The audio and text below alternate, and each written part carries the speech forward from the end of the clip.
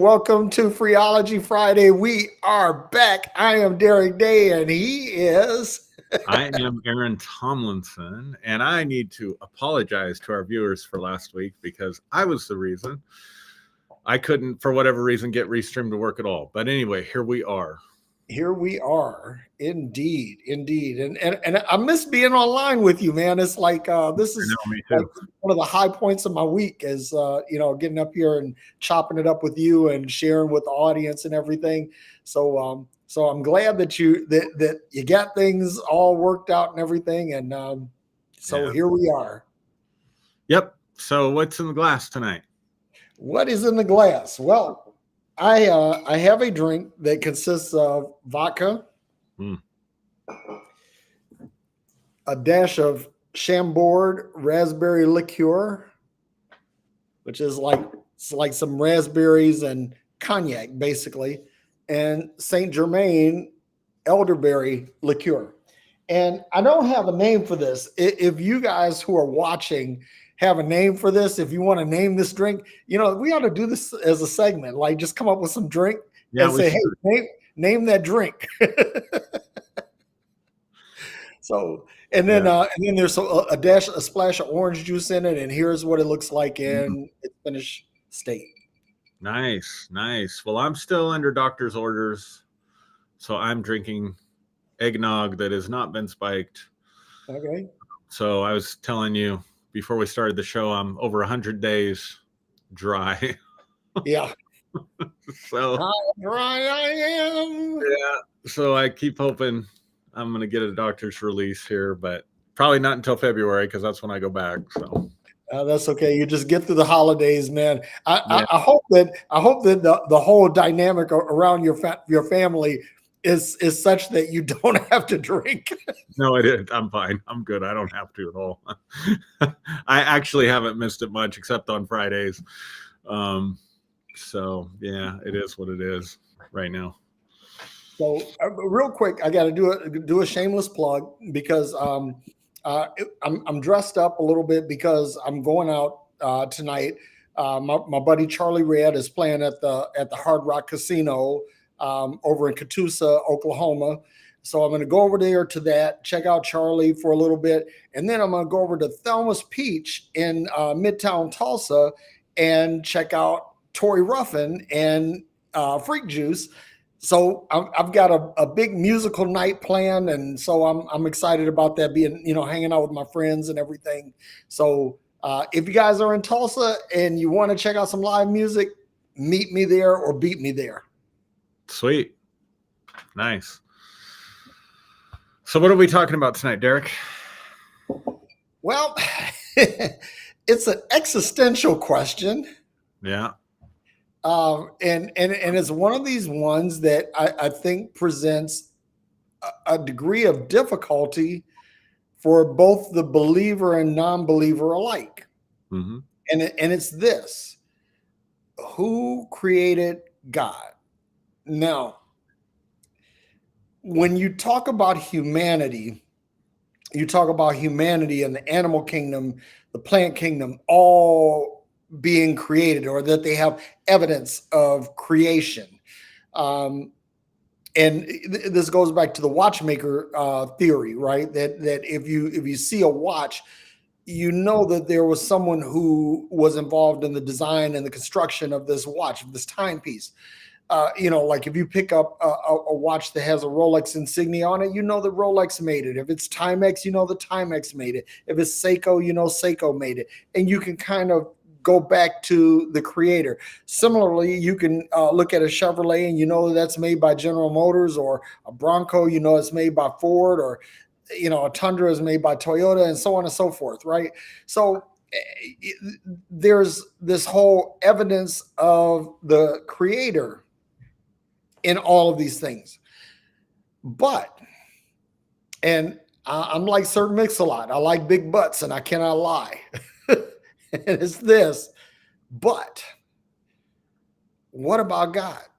If God created everything, then who created God? Now, I'm going to go ahead, spoiler alert, and give the prevailing argument against that premise? Who the or the instant rebuttal, the knee-jerk rebuttal to who created God? God exists outside of time and space. God exists outside of time or space.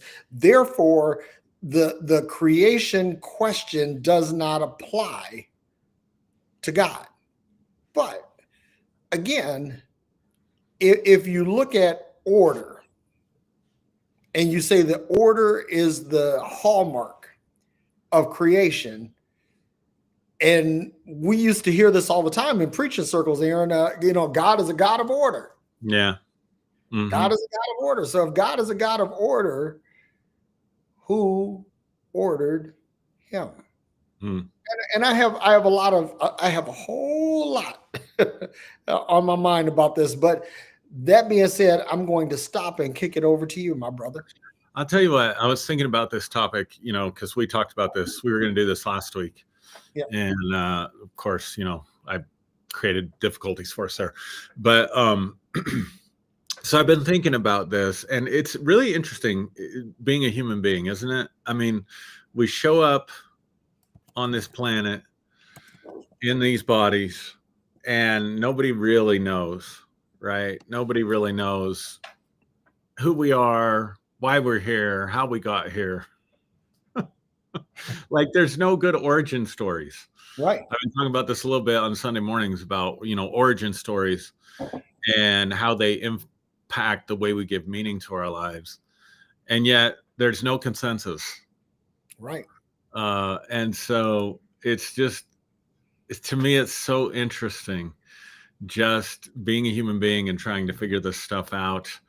And we get so invested in our ideas, our theories, our beliefs, almost like, gosh, if and I don't know what this is. I suspect that because these questions are so existential, that our emotions eventually are going to get involved one way or the other.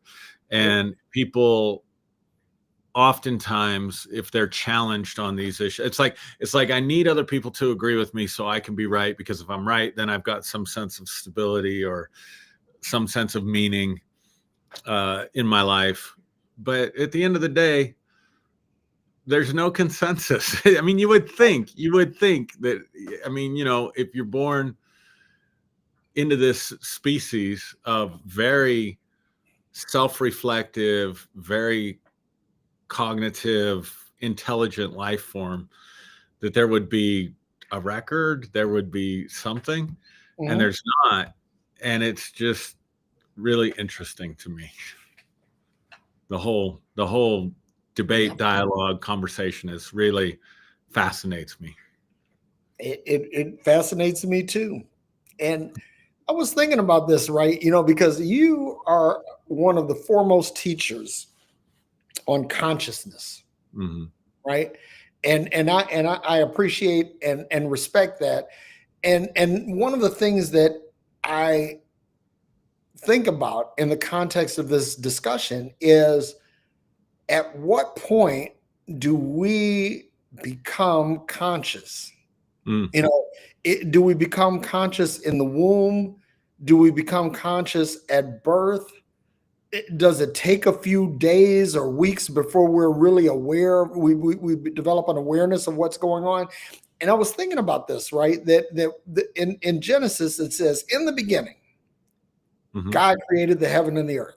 Stop right there, right? Who creates your reality? Does your reality exist natively, or is your reality created at the formation of your consciousness? And if you think about it, if your reality is formed at the genesis of your consciousness, that it's without form and void, just like the Bible said. Mm-hmm. And then you begin to create the things that adorn your life. In other words, this is mother, this is father, this is comfy pillow, this is puppy, and you begin to form all of these things. Are you creating your reality at that point? And so my opening salvo in this is what I think is the obvious or low hanging fruit, because you and I both have been down this path. I don't think that either of us are completely on this path, or we agree on the path, but it's the "you are God" path, right? So I want to start with that, because if we think about this like that nothing really exists to you until you are aware of it. Right. And if you think about this, right, we are all the star in our own story. Right. But we don't have complete awareness. Like for example, you and I, we're very close. We're like brothers, and there we have shared experiences, we have shared stories, we talk a lot and all of that. And so we could say, okay, my experiences color yours somewhat, yours color mine somewhat, but I really don't know what's going on in your head. I have no idea. Even if you tell me explicitly, I really don't know. So the thing is that you have created a reality that is unique to you, and I have for me. So I think about this, and I think about Moses, when he was talking with God, and God said, "I want you to go to Pharaoh and tell him to let my people go." And Moses is like, "Look, who shall I say sent me?" And God said, "Tell him I am sent you. I am who I am sent you." Now watch this, right? If somebody comes to you and says, okay, if somebody says, you say, "Who sent you?" And this person says, "John Gotti sent me." You know exactly who the fuck John Gotti is. You know, without question. If it's any mobster or gangster, you would know. You know that this is who had sent you. But Pharaoh wouldn't know who I am is. He doesn't have a clue. Right. He has a pantheon of gods that he deals with, so he has no clue. Right. But because I like big butts and I cannot lie, but Pharaoh knew exactly who Moses was. And according to scripture, Moses was skilled in the arts and the magic of the Egyptians. So if Moses says, "I'm coming in my own name," Pharaoh knows now exactly what he's up against. If you say the God is known as I am, Pharaoh's going to be like, "Who the fuck is that?" I don't know who this I am is, because he has no awareness of that. So when I think about this, this makes me think about, like, you and I had this discussion that we're not going to, jettison everything that we learned about the Bible because we're invested in that, right? But here's the thing. I think that every time that I am is cited in scripture, I think that it's actually a self-help thing, that it's a self-realization, self-actualization thing. And so when God tells Moses, "Tell him I am sent you," in other words, I sent myself. I'm here on my own authority. I'm here under my own power, and then Pharaoh would know. So like the example, like when Pharaoh's magicians threw down their rods and they became snakes. Well, Moses threw down his rod and it became a bigger snake and ate all of the magician's snakes.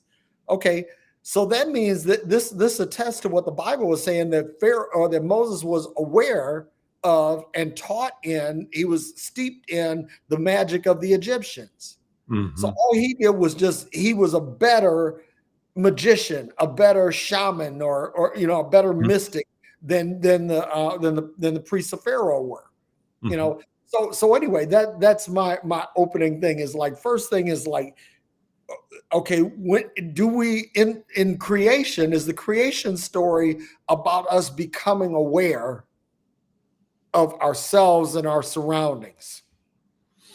I actually agree with that, and I've had the same thought about when God says to Moses, or Moses says to God, "Who shall I say sent me?"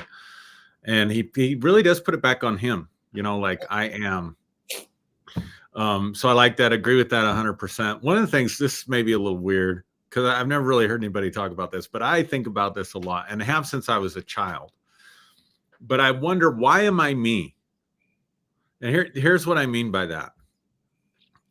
All the billions of people alive on the planet right now, Mm-hmm. why am I experiencing this one? Instead, like, I am me, you are you. I feel like an idiot talking about this. No. You are you. You have your experiences. You're going to go, hang out with your friends and listen to music. I'm going to do whatever I'm going to do tonight. And we're going to have no knowledge of what the other one is doing, right? Yep. And yet your self is every bit as real and as authentic as myself, even though myself is the one that I fully experience. And then why am I me in this time period, in this body, rather than a me? Like, when I think about, if it's just this life and it's just biology and all, carbon-based matter, whatever, then when I die, that's it, right? Like, I'm not even going to know that I lived. Like, it's just, if my brain is producing my consciousness, it's just lights out. But why then did I experience this life as opposed to a previous human being existence? Like, Yeah. or why am I me and you're you? Yeah. Does that make sense to you? I mean, like, that question really puzzles me. Why do I have an awareness of this ape, as opposed to any other? And that kind of comes, I think, then to a little bit the crux of what you're saying, that we, to a large degree, very large degree, I think more than we realize, create our own life and our own reality. So I'm going to throw something else at you because I know you're familiar with chaos theory. Mm-hmm. And this has been blowing my mind too lately, Derek, something that I've been thinking about. So the essence of chaos theory is that chaos exists within a predetermined system, within a system that has boundaries and limitations. Mm-hmm. So all things aren't possible within that system because it's going to follow a certain set of boundaries, guidelines, rules. But yet within that, there's all kinds of chaos that can take place or that can happen. So a mobile like that you would hang over your kid's crib might be a good example of that, right? Like, it can twist and turn all kinds of different ways, but it's not going to fly to Mars. Yeah, exactly. You know what I mean? Or the human body is a good example of that. My systems within my body follow certain protocols, but there wouldn't be disease if there was no chaos. The fact that there can be chaos is what causes disease, right? But it causes it within a certain limitation. So, I mean, just to be ridiculous about it, my stomach isn't going to suddenly learn how to process oxygen. And I'm going to start breathing with my stomach, or my lungs aren't going to suddenly learn how to process food, and I'm going to start digesting food through my lungs. But and then here's the thing about chaos theory: little changes can create big, because of the interactions that it starts, the chain reactions that it starts. Those can, the total becomes greater than the sum of the parts, in that big changes can happen. So the classic metaphor is, a butterfly can flap its wings in Australia and cause a tornado in Tulsa, Oklahoma, right?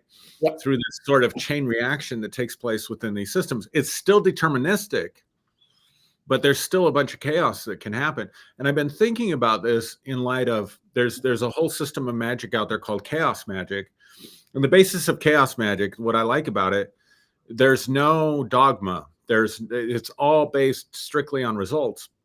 But the point is, even the smallest change that we can create in consciousness or in whatever way we create change, this is where sigils come from. I don't know if people know what sigils are, but the idea of drawing a picture that represents something magical, even that is a change in the environment. And it might be as slight as a butterfly, flapping its wings. That can create huge changes. And so I'm thinking about things like, people that I met that influenced my decision to become a Christian. If I had never met those people, not only would I probably have never become a sold out Christian like I was sold out, I probably would have never become a pastor. So those little incidents and those little meetings, or if I'd have just said, y'all are full of shit, fuck you guys, I'm out of here, I wouldn't become a pastor. So like those little things create big changes. So when we're talking about being creators of our own reality and stuff like that, I think chaos theory really opens some things up, and it's a trip to think about, like these little things that happen, and then you put it in the present moment. Think, what about the little things that I'm doing now? Like, I had pretty serious health challenge in the beginning of September. Get out of the hospital, it could go one of two ways. I could get really serious about my health and do the things that I knew I should have been doing all along but wasn't, or I could just blow it off and say, well, I'll take the medicine, and we're here for however long, and que sera, sera, and just continue on the path that I was continuing on. Well, both are going to lead to totally different outcomes. One's probably going to lengthen my life, hopefully, right? Yeah. And the other one is probably going to end my life prematurely. And then that's going to affect everybody in my family, all my friends, all my family. It's going to affect my kids. Just that little decision. Do I get up today and go to the gym? Or do I blow it off and stay home? Do I stay away from alcohol like the doctor wants me to? Or I say, the hell with that. It's Freeology Friday. It's just Friday. I'm going to indulge on Fridays, and I'll probably be good the rest of the time. You see what I'm saying? Yep. But what I like about it, and this is where, because I'm still flirting, I'm still trying to figure this stuff out, and I'm coming more and more back to a place, and I say back to, that's bad, because that gives people the idea that I'm going back, and I'm not. As I go forward, I am really contemplating this idea of what we might call God, although I think that word is problematic, but not anything akin to what's represented for us or told to us necessarily from our Christian faith or even from the scriptures. And this whole idea that we could be in a deterministic system that still allows for chaos, but still has, as you said earlier, order to it. So it's not either or, it's and both. So there's no intelligence or being that is in meticulous control of what's happening in our lives or even what's happening in the universe. But it's not allowed to just also completely go off the rails. Like, for example, my lungs aren't allowed to start functioning like my stomach. Does that make sense to you? Yep. I know exactly what you mean. And so that's where I'm kind of landing my plane right now. That's where I'm the most comfortable. That's what makes the most sense to me right now, today. Yeah. So think about this. If you're in a say an advanced chemistry class in college, and you're formulating an experiment, and let's say you're doing an experiment with peptides, right? So you're combining peptides and you're adding amino acids to peptides and things like this, and you're looking at what happens. Now, you have the parameters, right? Like, for example, you may have 5 petri dishes in which you're actually changing the formulas in, right? And then the number of amino acids that you can possibly introduce is limited, right? And the results may vary. And then there are also what do you say, random variables. Like, say, for example, if you don't create a contained environment, you get some dust in there, and the dust influences or impacts the experiment. So that's an example of the chaos theory, right? Because you have parameters. It can only go from here to here, right? And you only have this number of ingredients, right? And this number of dishes, but you get some odd result. You get some outlier because a speck of dust gets in there and it causes some crazy mold to grow or something. Yep. Right. So that's like where chaos theory comes in, and I like that thought, because let's say that there was a creator. Let's just assume for a minute that there is a creator, but this creator doesn't. What the creator created was vast. He has no complete awareness of everything that's going on in his creation at the most minute detail. the most granular detail. But he has awareness of some things, and there are some things that he can influence, but there are other things that are left to chance. As what what Albert Einstein called the god of the dice, right? Yeah. Basically, he had issues with what Niels Bohr was saying, and he said, God's not a cosmic gambler, right? And so, anyway, the whole thing is that I think that if there's a creator, then I think that things get so far flung that they begin to take on a life of their own or take on a path of their own. And so I think this is how chaos theory is introduced into the program and how it influences and impacts everything. But here's the thing. Okay, so let's talk, like we're talking about chaos theory now. One of the things that I think about is what they call cosmic perfection, right? So when we talk about God, we talk about like the solar system, right? Our solar system, and they say how it's perfectly designed for life, and I want to disagree with that premise because it's not perfectly designed for life. This world, this solar system, is pretty much designed to kill us. It's conspiring on a daily basis to kill us, to absolutely destroy humanity, from cosmic rays to UV rays to earthquakes to insects and animal attacks, to plagues and diseases and things like that. And all of these things, and then not to mention, just I was talking with a friend of mine, and he's in Benton Harbor, fucking Michigan, and he said you can't go walking in the neighborhood for the coyotes. Oh wow! Coyotes in Western Michigan. Now I know that coyotes have been on this eastward migration, and that there's also been some crossbreeding between coyotes and gray wolves that are basically forming a new species, if you will. So, everything is conspiring to kill us, and so, is this really perfectly designed for life, or did life happen here in spite of how things are? And then the other thing too, to marry your chaos theory to this, is that, okay, let's say that you had some simple life forms, some protozoa or whatever, bacteria or whatever, and these bacteria start having these weird mutations. Okay, so they start having these weird mutations because what? The basic ingredients are carbon, hydrogen, oxygen. These are the basic building blocks of the things that we call life.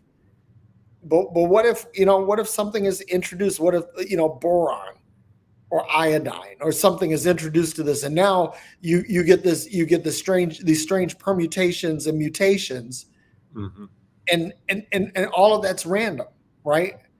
All of that's random. So now chaos has taken something that was orderly and created something else. So now you start, okay, so now these bacteria start saying, okay, we need to be aware of the light that's at the surface of the water. So then they start developing prehensile eyes. And over time, these eyes prove to be a valuable thing because now they can sense shadows of other creatures that are trying to eat them and swim away. Yeah. But it's the chaos theory. It's the chaos within the parameters. I mean, we've not, like for example, there's an episode of Star Trek where they find this creature called the Horta, and the Horta was silicon based. It was living, but it was silicon based. And they didn't have any framework for silicon-based life. Mm-hmm. So we know that everything that we consider to be living here, that it's carbon-based. Everything is carbon-based, but Mm-hmm. um, there are people. There's a micro ecosystem theory that Mm-hmm. says that there may be life in things like in iron or silicon that we can't perceive. They exist at a microscopic level, but they exist nonetheless.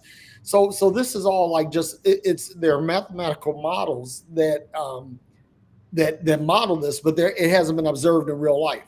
Mm-hmm. But if that's the case, then here you go with your chaos theory, right? Mm-hmm.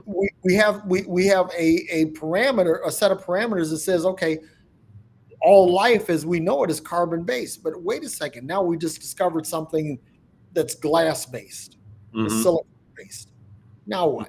Right? Do we dismiss it, or do we acknowledge it? Right.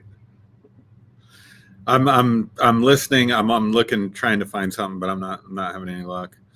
So let me just I love this thought experiment, and that's not, I don't know if it's even fair to call it a thought experiment, but this idea that the universe is conspiring to kill us, right? Yeah. Yep. Because this is something else I've thought a lot about.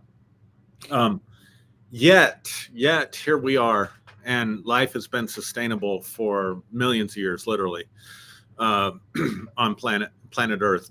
And I'm going to say it requires some intelligence for that to happen. So then the question becomes, where does that intelligence come from? So again, using the body, like, because I'm thinking about this, right? Because it's like my heart is doing things that it shouldn't be doing. It should be by all, and at one time it did its thing without any interruptions or irregularities or anything like that. And now all of a sudden, it's not doing that anymore. Well, what changed? Right? And then the question for me is, can I influence through consciousness, through mind, through thought? Mm. Can I influence a return to what my heart used to do when it knew what to do better? I think I can. I think I can. Absolutely. And so what is this? So there seems to me to be then a guiding intelligence.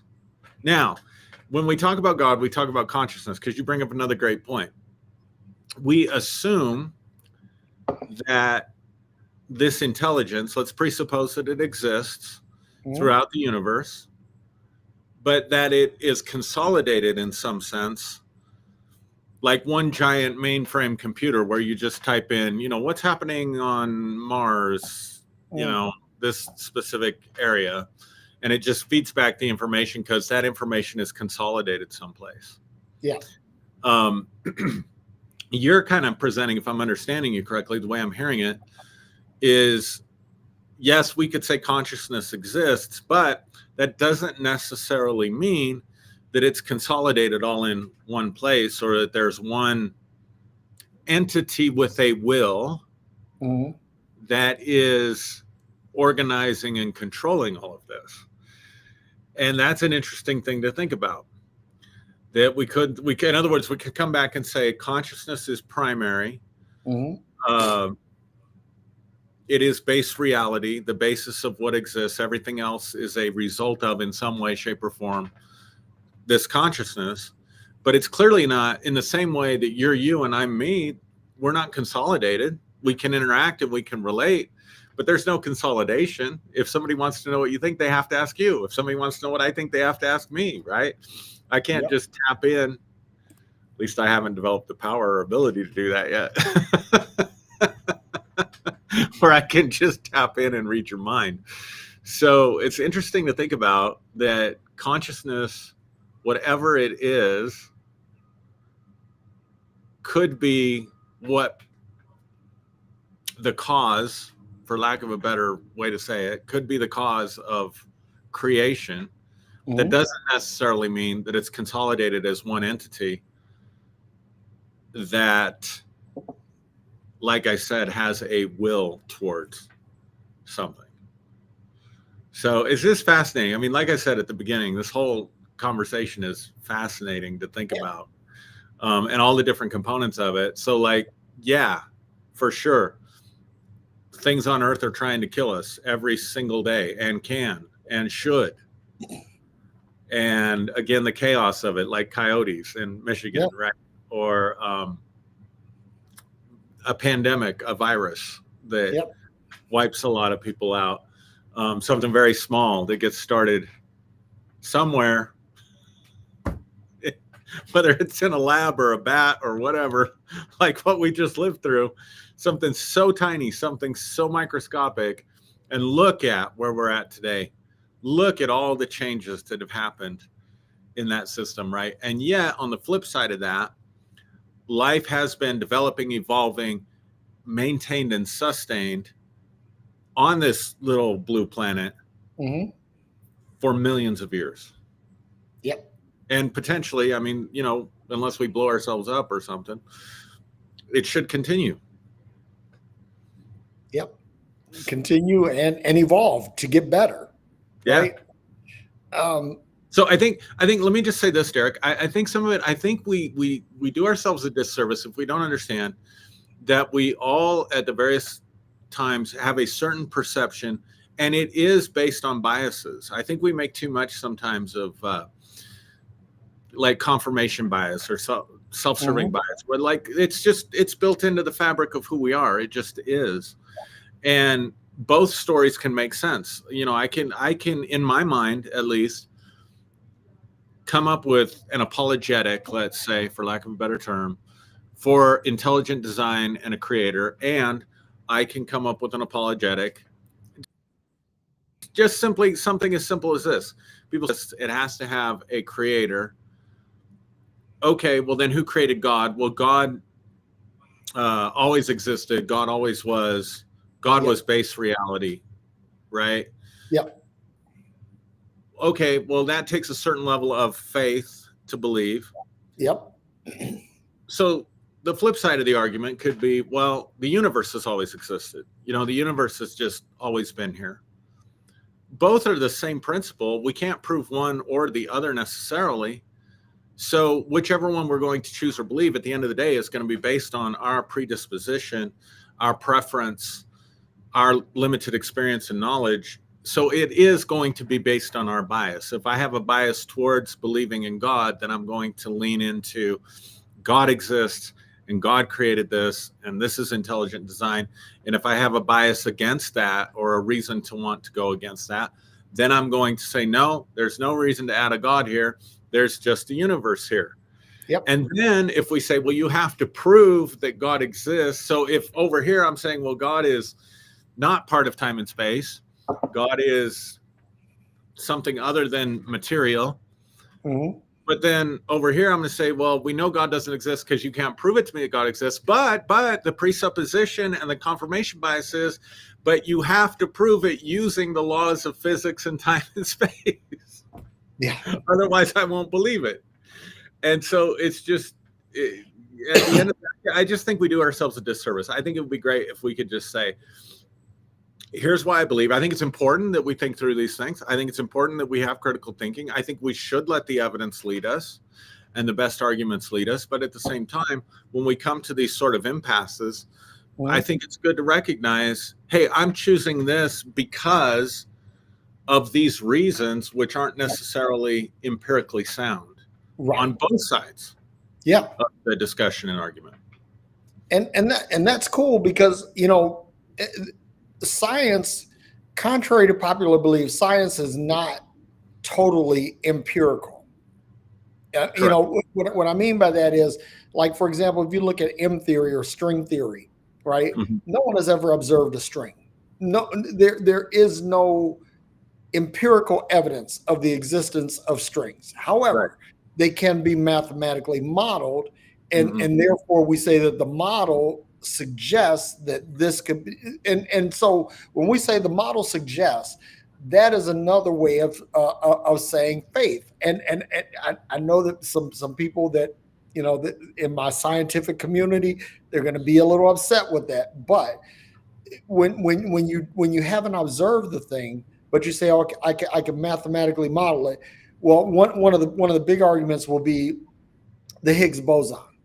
They'll say, well, the Higgs boson was modeled, 40 years before it was actually observed, right? But given a long enough timeline, we'll observe it. Now so this is my theory on that, is that, given a sufficiently long timeline, pretty much everything that we consider to be magic or mystical or spiritual, or that we'll figure it out. We'll have a more empirical understanding of it. Just I mean, just for example, electricity. You go back 400 years, and static electricity was, if you touched someone and gave them a static shock, you were branded as a witch and probably burned at the stake.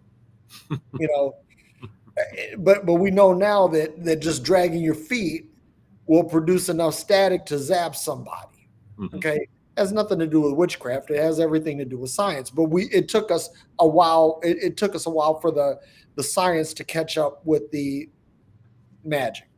Okay, so the other thing is that I know that you resist naturalism, and I'm with you on that to a point. I like to think of myself as a naturalist spiritualist. That I do believe in the spirit of humanity. I believe in the spirit of animals, and even the spirit of plants. I think that there is a spiritual component to life that we really haven't tapped into. But with that being said, I think that, like, when I think about the universe, because people will say, okay, well, you believe that something came from nothing, and I hear this all the time, and I don't.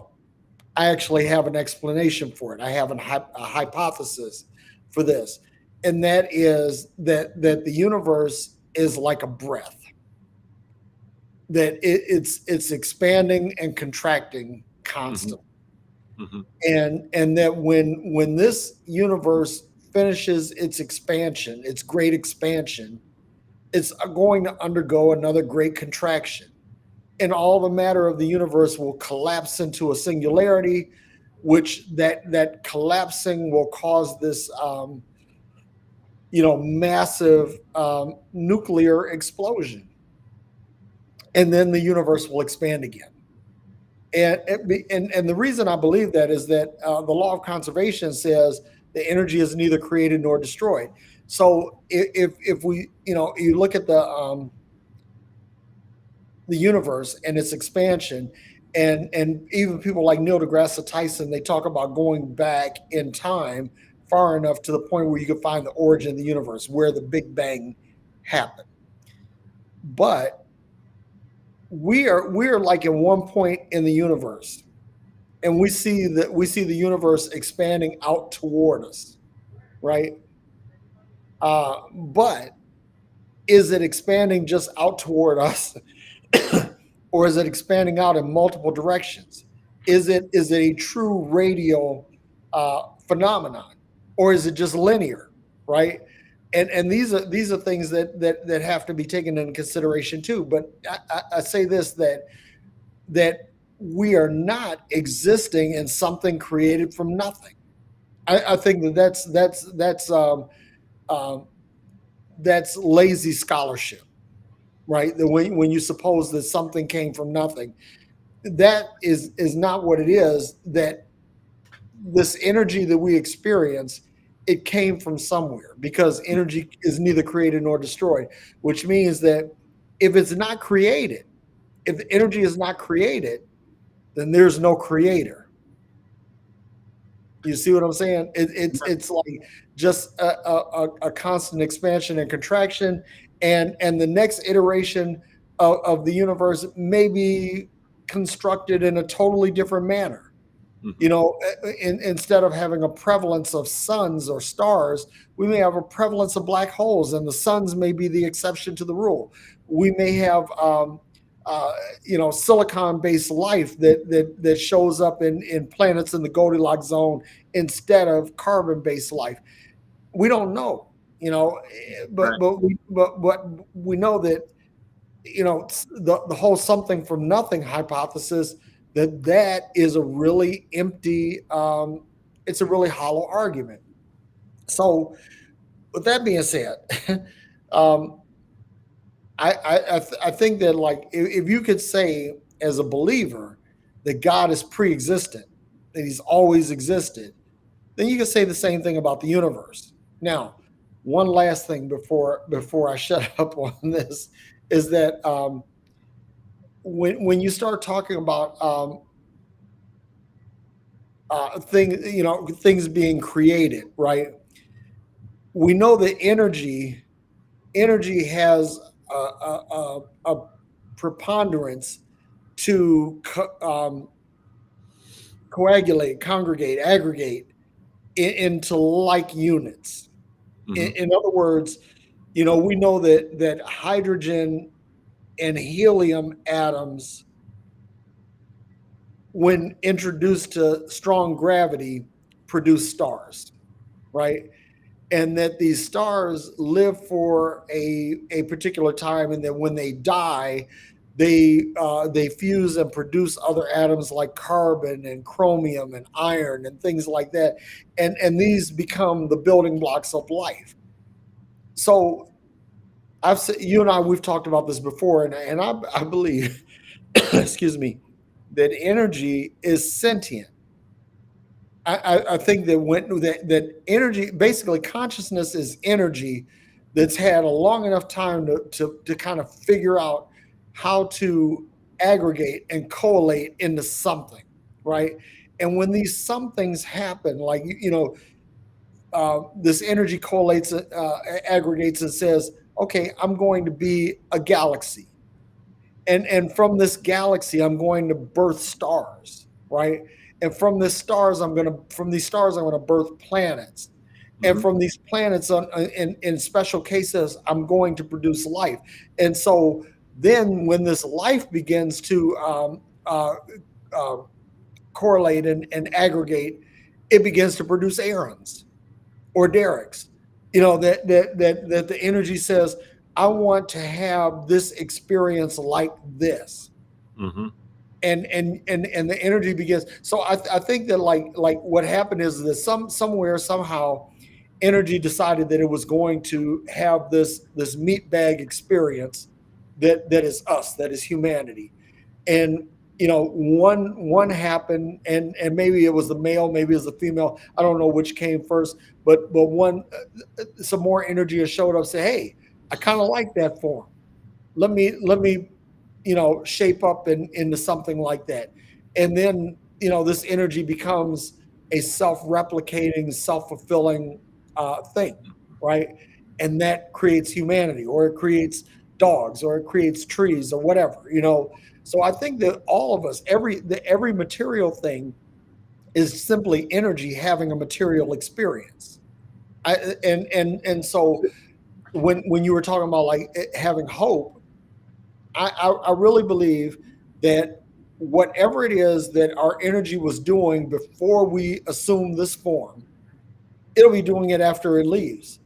and Hmm. and I think that the adventures are going to be, wild and infinite, and that gives me hope, right? Because it doesn't necessarily mean that, hey, I'm going to see all my relatives in heaven or anything, but I'm going to see the energy that was Aaron before and say, hey, I remember you, you Hmm. know, and then maybe our energies will work together to produce something else in the universe, Hmm. or to produce some other life, or whatever. But it'll just keep on going, and keep replicating, and for eternity.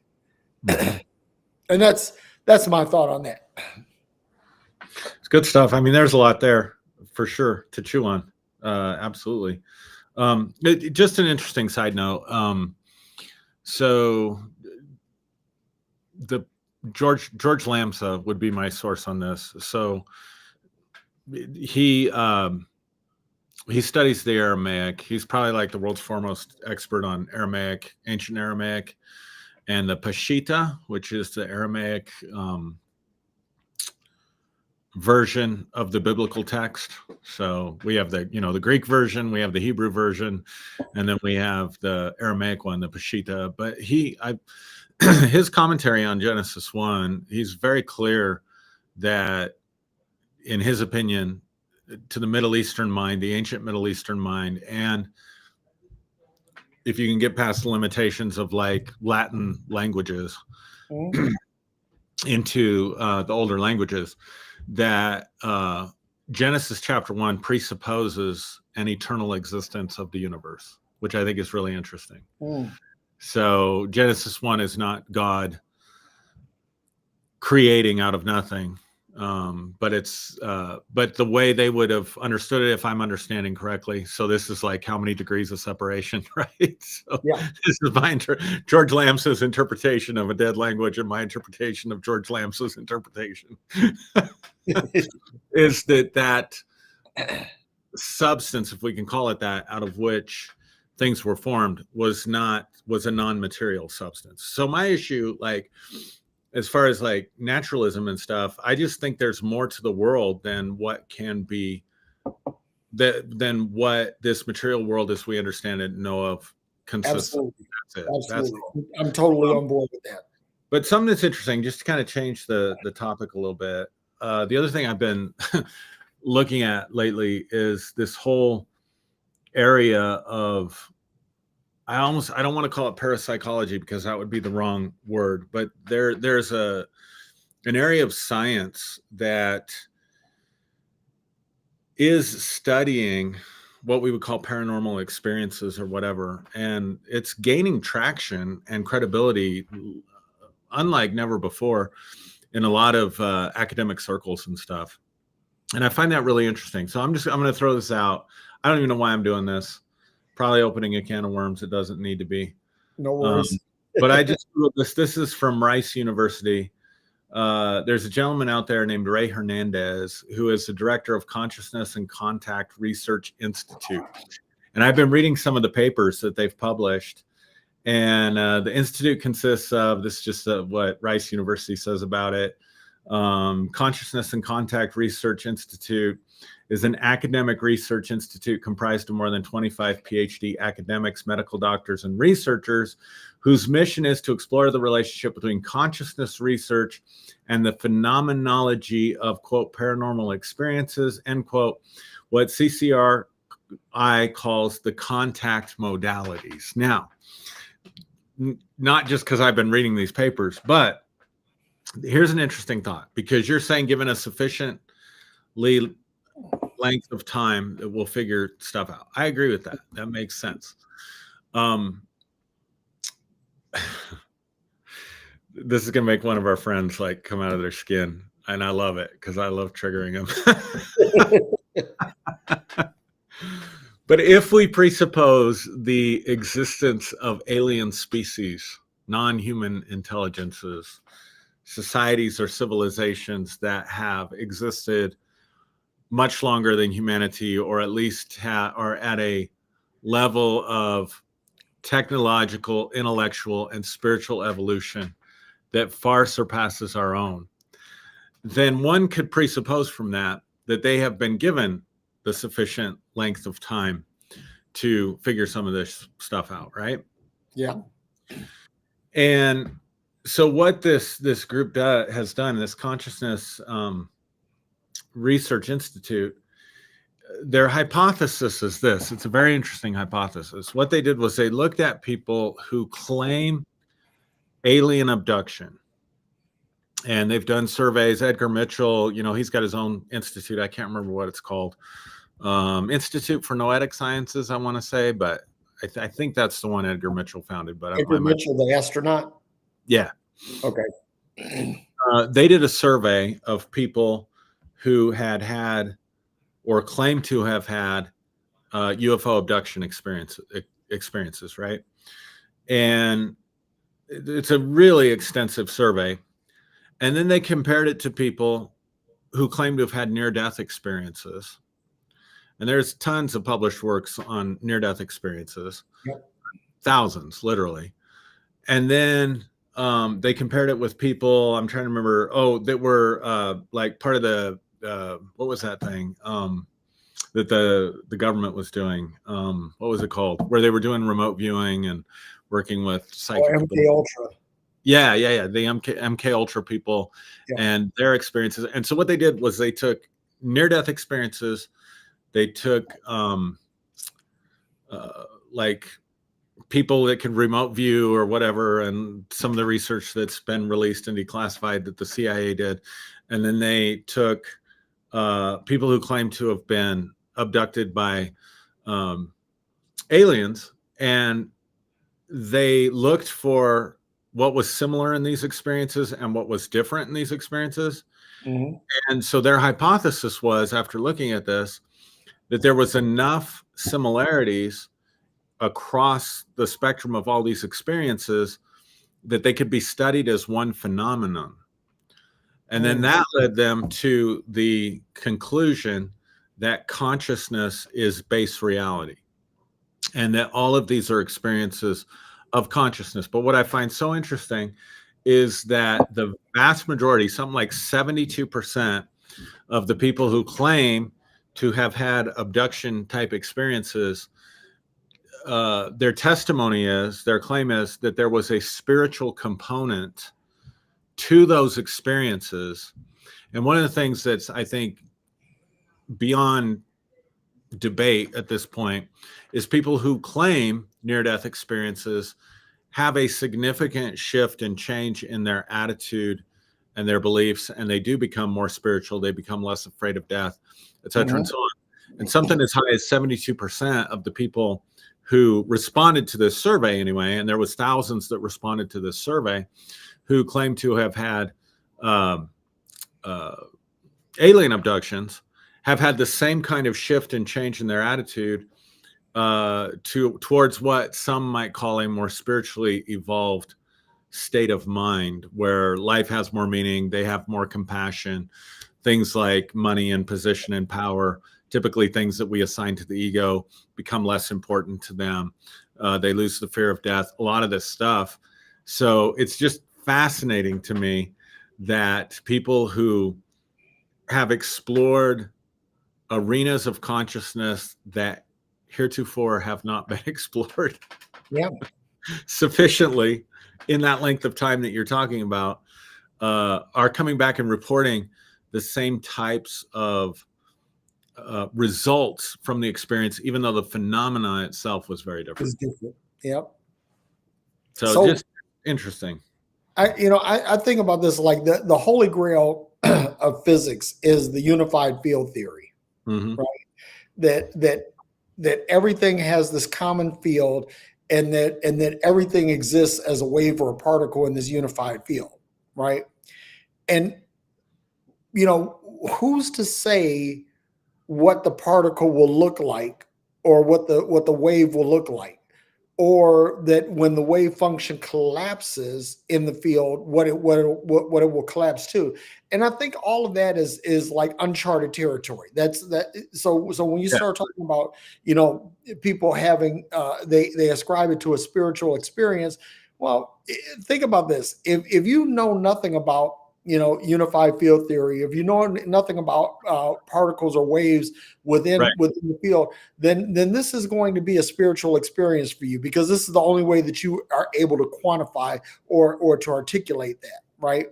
So I don't think let me just say this, that I'm careful not to dismiss anything that's spiritual, because they're either A, there may be a better explanation for it, or B, it may be something that, okay, we don't have an explanation for this at all, but now we have a basis from which we can begin to form hypotheses that can be reviewed and tested, for validity and possibly the basis of theories, right? Mm-hmm. So I don't think that like when I hear things like this, I used to be like, in my atheist phase, I was like, oh, well, that's bullshit, right? Just, but not anymore. I'm like thinking, okay, what is the actual basis of this? How does this actually play out? And what are the ramifications of this?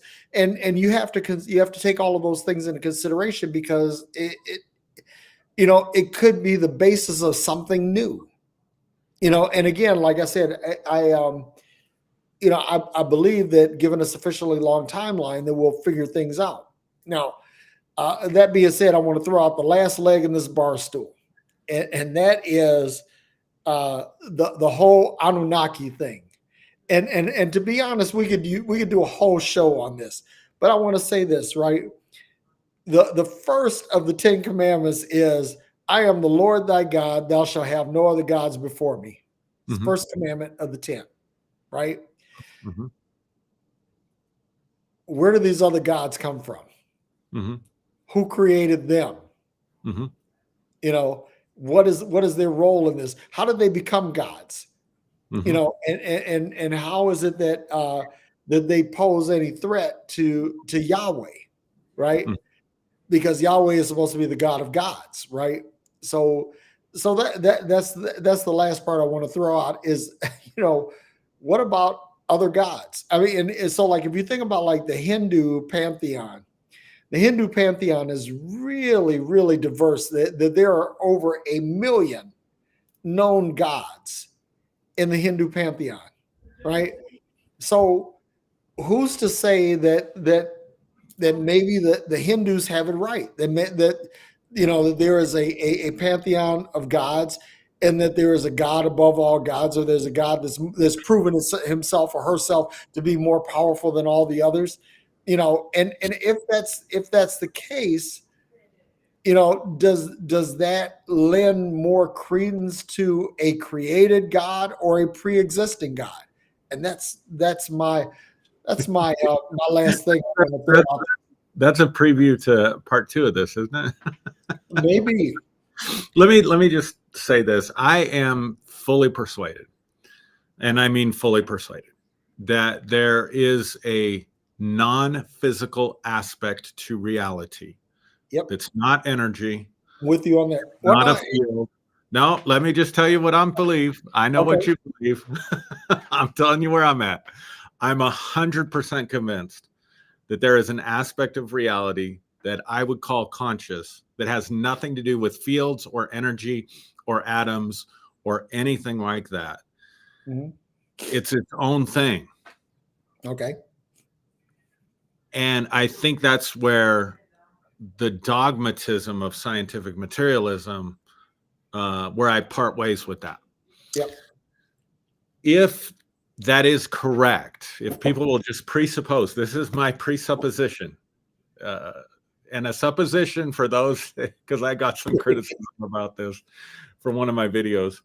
A supposition means I suppose, like, I'm not saying it is.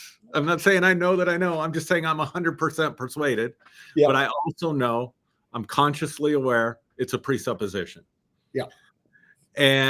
But if that's the case, if people just presuppose with me, because I'm coming to your question about multiple gods, if people would presuppose with me that there is a fabric to reality that is non-physical, but that is conscious, then it is very possible for there to exist many, billions, trillions, maybe even, of conscious entities who are just like me and you in the sense that I'm me and you're you, like I was talking about earlier, but they don't have bodies, or they're not part of this physical dimension, but that we can contact them through our own minds and through our own consciousness. One of the interesting things, almost without exception, in fact, I haven't seen an exception, but it just means I haven't seen it. It doesn't mean it doesn't exist. But in diving into these papers and stuff of people who claim alien abductions, the aliens communicate telepathically with them.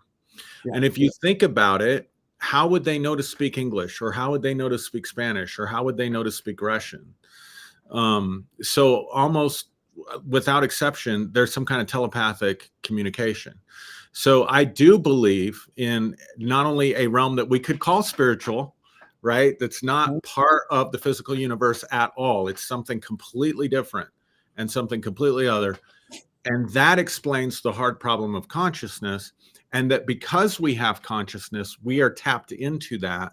So therefore, we can communicate with non-physical entities, I guess, for lack of a better way of saying it, telepathically, in which case then these beings could be called gods, or they might have been interacting with humanity and humanity called them gods, right? Okay. And so that would be where I would begin with my answer to that question: who created the gods? Now, I don't know. I don't know the origin. I think that's a better question. That's a better way that I like to frame the conversation. I don't know the origin of these things, because if you say who created them, it presupposes a creator. If we say what are the origins of these things, then it leaves it a little bit more open-ended. Maybe there's a creator, maybe there's some other explanation for what things are and why they are the way they are. So that's where I'll close off with that. That's how I'll respond to that. Wow, that's a good end point. I mean, because at the end of the day, we don't know, right? I mean, this is what I'll say. Like when we ask the question, who created God, we don't know. I mean, because first of all, we don't know whether there is a God per se, right? Mm-hmm. We don't really have the empirical evidence to say whether or not this actually exists as an entity. But if it does exist as an entity, then and it created something, and it's orderly, it's organized, then we have to suppose that this thing had a creator, or that there's some origin. So when believers say, okay, well, you believe that something came from nothing, that the universe came from the singularity, and there was nothing before it. I think that's a little bit disingenuous, because the reality is that the singularity was there, but how did the singularity get there? And so the believer will say, well, obviously God put it there. But if you walk that out a little bit further, you can say, okay, that this probably existed because the universe is in a constant state of expansion and contraction. Now we're expanding, but at 13 billion years from now, 14 billion years from now, then maybe all of this will contract into a singularity and start all over again. And so I part of this, I call it the cosmic fart hypothesis. Okay. It's like if you fart, the gas comes out of your rectum, but then it expands, but then there's a part of it that contracts, right? And so who's to say that you're not birthing universes every time you burp or fart or sneeze, or ejaculate or whatever, who's to say, because all of these things come from a moment of excitation, of physical excitation. We don't know. And so one of the things that John Clerk Maxwell hypothesized was, this premise of what they call virtual particles. In other words, particles appear and disappear in a vacuum. Right. So in other words, the vacuum is not truly a vacuum. Energy coalesce, manifests as something, and then disappears. Well, let's just say that we're in one of these in one of these scenarios, but in the Maxwell scenario, it's like microseconds. But let's say for us, being on the inside of it, that it's billions of years. Who's to say? Yeah. Anyway, that's You're making my brain cramp, my friend. Well, I mean, when I told you about this as a subject, I was like, okay, this is something that I'm really, really wrestling with, because, if there is a God, and whether the God is created, well, let me say this: that if the God is a creator, how does he know how to create? How does it know how to create? It has to know how to create because it was programmed to create. So that means that there's something before that, and there's the infinite God paradox. That if there's a God if there's a God, then someone must have created that God, who created that God, who created that God, and Yeah, so on and so on. And so on. yeah. You I know, mean, what you're pointing out brilliantly, I think, in this whole conversation is the argument, the apologetic, to get you to believe in, let's just say, the Christian God is, well, we look at creation, and so therefore, if there's a creation, there has to be a creator. yeah, If you don't believe in that creator, then you're saying something came out of nothing, and you're just pointing out that you can play that game forever unto infinity. That yeah, if that's your basis, if that's your logic, if that's your apologetic, that's your polemic, right, then that you use that same polemic then with God, you create an infinite yeah, problem. yeah, yeah. And the truth, You create a paradox. and I can't help but wonder how much of this, because I know that we tend to think more linearly as Mhm. Western people. Um, and I wonder how much of this is we just can't get outside of our own linear constructs in our mind to even conceive of something that maybe has nothing to do with a linear reality. You know what I'm saying? Yeah. And let me say this about that, because you bring up a really good point, because in considering this, I try to take the linear model out of it, and I try to think of this multidimensionally, because the thing is that this is like multidimensional, multidirectional.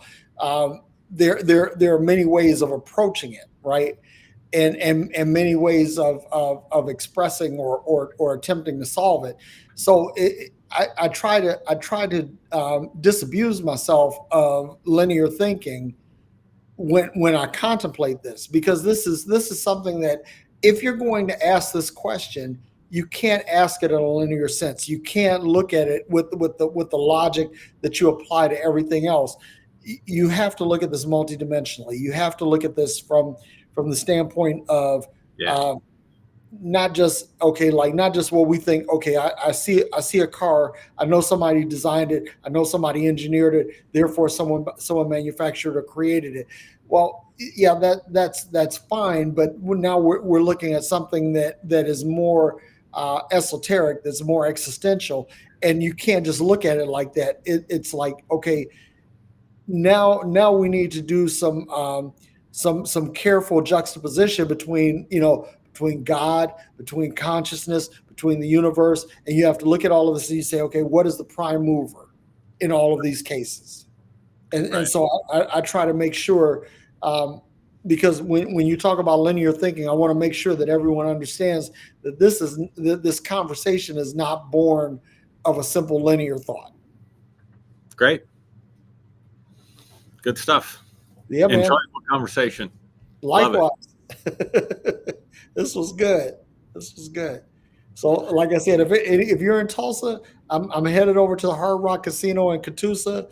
Y'all meet me there or beat me there, or if you're if you can't make it there, then meet me over at Thelma's Peach at about 9 o'clock, and Tori Ruffin and Freak Juice will be performing there. Charlie Red, and I forget what Voodoo. God damn it! Now I can't think of it. But Charlie Red and his band will be playing over at the Hard Rock. So either one or both, meet me there or beat me there, because I'm getting ready to head out over that way. And brother, if you're not doing anything, give me a shout, because we could talk in the car. Okay. Yeah, that sounds good. I can do that.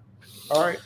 All right. Thanks everybody for, some good comments. I don't know if you want to take the time to go through those. Let's run through some of them. All right. So I'm just starting at the top. Tommy Stewart says, I remain a naturalist because though I agree there are plenty of things beyond our understanding, that doesn't mean it necessarily isn't natural. There's a lot of negatives in that statement, but I think I understand what Tommy's saying. Yeah, Tommy's a deep thinker. I love Tommy. He is. I do too. Joe Machida says the seen and experienced is created from the unseen, not nothing but unseen. Yep. Dark energy and dark matter is likely the substance of consciousness. That's interesting. Yeah, that's a very interesting one, because we know that we know that dark matter and dark energy exists. We know this through mathematical modeling, but we have not observed either one. But I think that it serves as a good basis for consciousness. Yeah. So yeah, Joe, I'm good with that. And then he also says, I'm thinking about this. There is entropy and spiral dynamics. Both are observable over history. We should get Joe on one of these times. I Because think he's so. another really deep thinker. Yeah. That has a lot to contribute. Yep. Tommy says, if the universe is, quote, fine-tuned for anything, it's this goes back to the statement you were making. It's out to kill us. If the universe is, quote, fine-tuned for anything, it seems to be void and explosions, which is pretty metal. And then he does hard rock. Yay, Tommy. Yeah. That's all I'm seeing, pretty much. That's pretty much it. Tommy had said, I remain a naturalist. Or did you already read that one? I did, but go ahead. Feel free to read it. That's the one I said there's a lot of negatives in that one. I mean, just, grammatically. Well, not negative. Just to be clear, not negative like negative thinking, just grammatically. A lot of consonants in there. I'm not consonant. Here's the thing. I have empathy for the naturalist as I have empathy for the spiritualist. And I really believe that there is something right about both of them, because Aaron, you opened my eyes about a lot of things spiritual.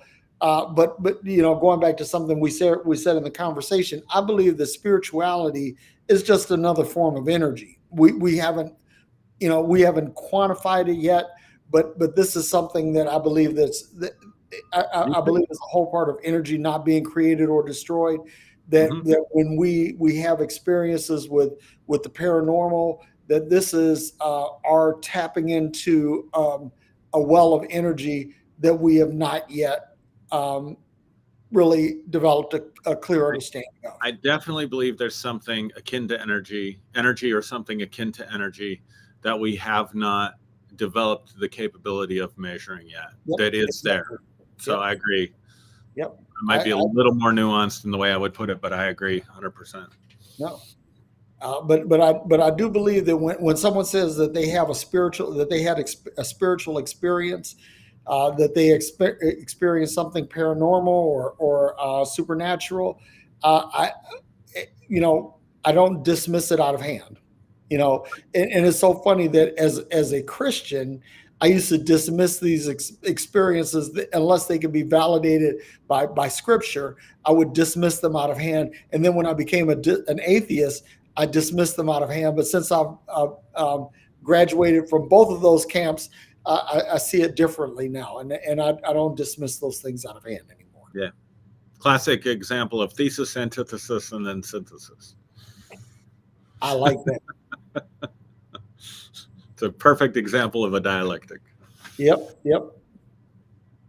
All right, man. I'll give you a holler. Thanks everybody for watching. Hope you enjoyed it. And your brain's, I don't know if you're like me, your brain's hurting. We got a good workout in. Yeah, we did. Yeah, our brains are really gassed at this point. There, and that means that we're growing in real time. Absolutely. Yeah. My baby just showed up. Yeah. She is at a function. Hey, baby, how you doing? Yeah, but we're wrapping it up. So anyway, yeah, give me a shout, Aaron, and we'll. Tommy says, wait, sorry. Tommy says, sorry for all the negatives. I hope you understand what I mean, Tommy. It's just like, didn't, into, can't. I'm just like, I know there's a double negative in there. So maybe not. I don't know. I'm not sure. But that's just because my brain hurts, dude. I'm sure if I was just reading it fresh, I'd be fine. Yeah. You were fine. All right, man.